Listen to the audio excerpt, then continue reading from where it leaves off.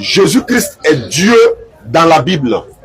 Je lui ai dit, si tu m'as prouvé que Jésus-Christ est Dieu dans la Bible, là, je vais t'accompagner à l'église, y compris tous mes frères musulmans, on ira avec toi à l'église.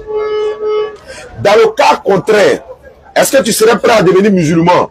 Il dit oui. Donc, alléluia, amen. Mais comme ces frères sont là, je plante le décor pour qu'ils sachent sur quoi on a parlé hier.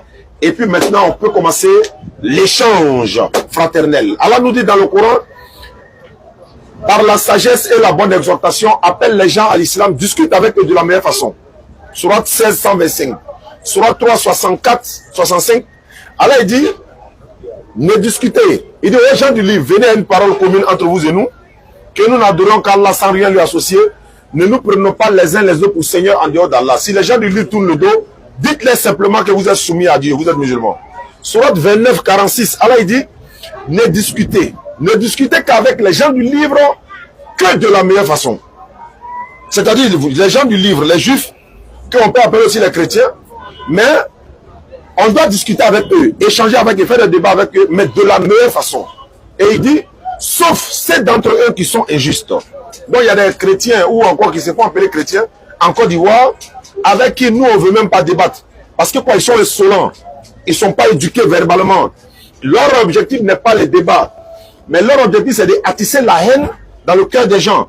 Je vais parler des russophones, je vais parler de leurs compagnons, leurs compagnes là. C'est-à-dire, tu les vois prêcher, tel là, il est ceci, celui-là il est là, lui-là c'est un bâtard, celui-là est ceci. Mais attends, tu es venu appeler les gens à ta religion, non? À quoi c'est de les insulter? Donc c'est pourquoi là il dit, sauf ceux d'entre eux qui sont injustes. Donc comme ceux-là, leur objectif n'est pas de montrer la véracité de leur religion, leur divinité.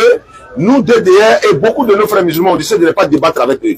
Parce qu'ils ne cherchent pas à débattre, mais ils sont en train d'attiser la haine dans le cœur des gens. Et quand il va y avoir un affrontement, les hommes politiques ou encore le gouvernement ou encore, en tout cas, nos autorités vont dire, bon, arrêtez-moi tous ces débats interreligieux parce que c'est en train d'envoyer la violence. Et quand on sait que ceux-là sont violents, on les évite. Donc, vous dites quoi? Ici, il n'y aura pas de propos vulgaires, ni d'injures.